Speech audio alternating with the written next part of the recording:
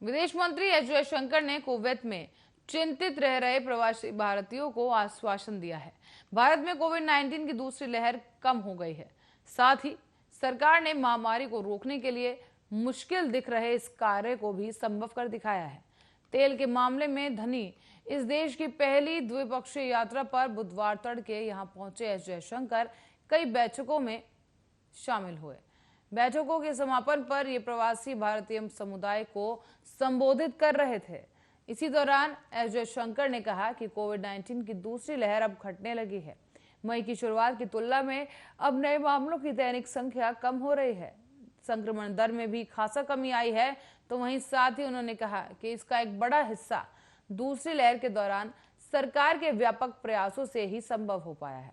अभूतपूर्व स्थिति थी और उसके जवाब में लोगों ने मुश्किल कार्य को संभव कर दिखाया है।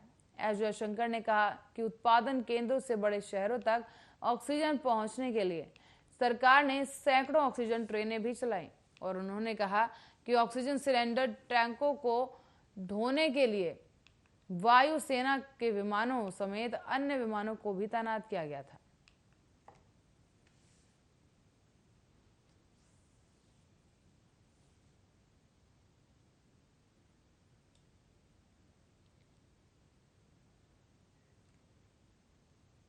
और इसी बीच रुक करेंगे अगली खबर की ओर, जहां दक्षिण पश्चिमी मानसून के राष्ट्रीय राजधानी दिल्ली में 15 जून तक पहुंचने की संभावना है।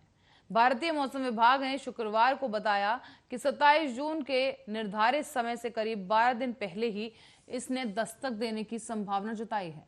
भारतीय मौसम विभाग के क्षेत्रीय पूर्वानुमान केंद्र के अध्यक्ष ने कहा कि साल 2008 में भी मानसून ने दिल्ली में 15 जून को दस्तक दी थी।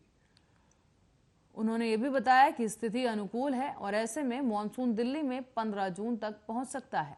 आईएमडी ने बताया कि उत्तर पश्चिम बंगाल की खाड़ी पर कम दबाव का क्षेत्र बना हुआ है और इसी के लिए अगले 3 से 4 दिनों में ओडिशा, झारखंड और उत्तर छत्तीसगढ़ की ओर मानसून के बढ़ने की संभावना है।